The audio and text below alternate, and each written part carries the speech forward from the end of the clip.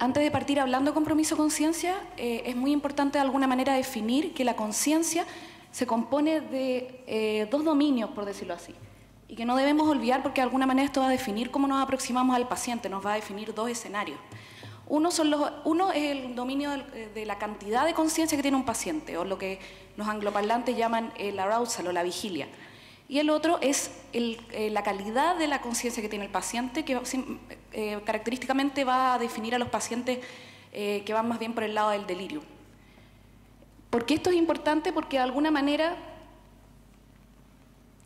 cuando nos enfrentamos a un paciente que no tiene vigilia espontánea, que no responde cuando lo estimulamos de forma táctil, y que solamente responde a maniobras dolorosas, o que francamente tampoco responde a maniobras dolorosas, nosotros podemos de alguna manera concluir que lo que está alterado en estos pacientes es una estructura que discurre a lo largo del tronco encéfalo llamado formación reticular activante ascendente. ¿Por qué los neurólogos le damos tanta importancia a esto y por qué deberíamos todos darle importancia?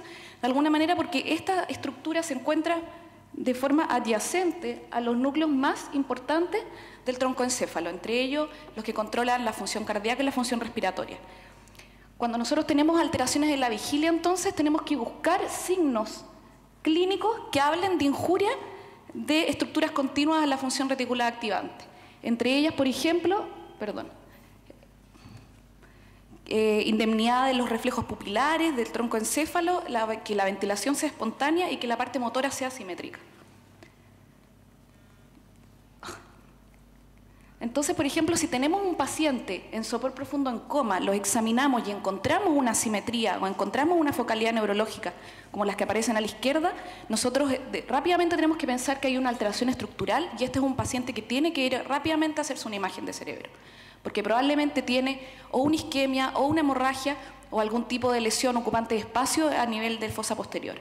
Si es que no encontramos una focalidad, nosotros podemos hablar de que probablemente existe una alteración difusa secundaria a lo que informalmente se llama coma metabólico.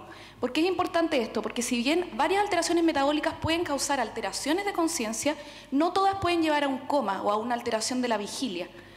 Y entre ellas me gustaría destacar estas que son las más relevantes y las que realmente pueden llegar a confundir, que son la uremia, la cetoacidosis, la acidosis láctica, la intoxicación por aspirina, por ejemplo, la sepsia, el coma hepático, enfermedades neuromusculares severas y la depresión del centro respiratorio por algunas drogas.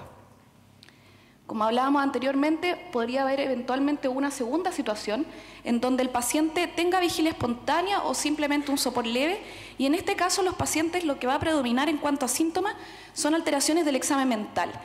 En este tipo de pacientes tenemos que tomarnos un tiempo considerable para sacar una buena anamnesis, ya que probablemente gran parte de los datos los vamos a poder obtener de ahí.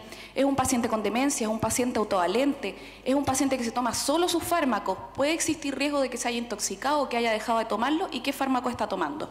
Y el cuadro clínico va a ser lo que característicamente conocemos más bien como delirium. Es un paciente que está confundido, es un paciente que está desorientado en tiempo y espacio, que va a estar inatento, no nos va a seguir las instrucciones, no va a poder invertir series, probablemente va a tener alteraciones de memoria, un afecto alterado, puede estar un poco inadecuado, incluso tener alucinaciones visuales y el clásico inversión ciclo-sueño-vigilia. En un paciente así, evidentemente vamos a contar con mucho más tiempo para poder examinarlo y eventualmente poder concluir si es que tiene o no tiene focalidad neurológica a un examen neurológico complejo. Y vamos a poder buscar algunas focalidades un poco más específicas como alteraciones del lenguaje y de la memoria. Y si eventualmente no tuviera una focalidad neurológica, nosotros tenemos una extensa lista de etiologías, las cuales yo aquí les voy a facilitar la mnemotecnia que yo personalmente uso, que es esa que se llama Move Stupid, que en el fondo yo la uso como checklist.